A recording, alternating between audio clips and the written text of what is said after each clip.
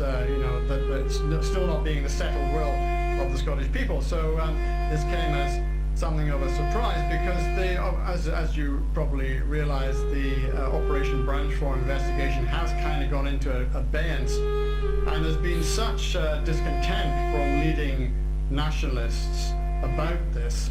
The former party spin doctor Murray Foot said he thought that this investigation had turned into a wild goose chase. And I think a lot of us thought, well, maybe it is fading into the distance now. Maybe they, after having arrested her husband, the party chief executive Peter Murrell, in April, and also the party treasurer Bob Beattie, that was it. They'd had enough, and now they were going to go away and send a report to the Procurator Fiscal's office. But clearly that's not the case. Here she is. I mean, this is astonishing, because until a couple of months ago she was the First Minister of Scotland, and she's been arrested as a suspect in this investigation into what happened to party funds and party funding generally in the SNP. So it's an epic result.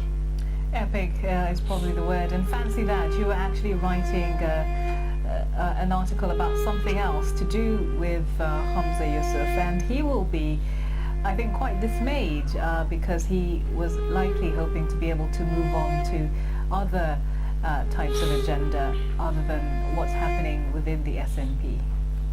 Oh, absolutely, yeah. I mean, this was a shadow that has been cast over the whole movement, not just the SNP. I mean, these images of the police forensic tent outside Nicola Sturgeon's home in Uddingston were hugely damaging, and the SNP has lost a great deal of support, electoral support, inevitably since then. I mean, this is the worst possible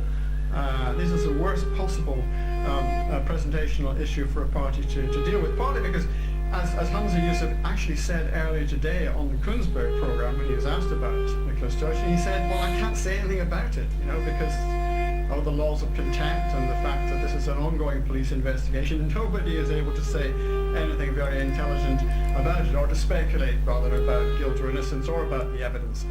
But it's all there, you see. It's been coming out, week after week. We saw that motorhome, the now infamous £110,000 motorhome that was impounded by police, that had been lying in the driveway of Peter Murrell's mother's home.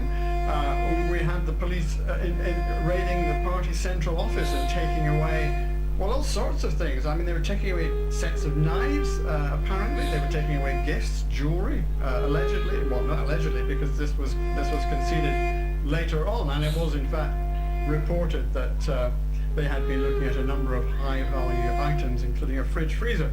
So, I mean, there's a kind of comic aspect to this, clearly, and the whole thing has been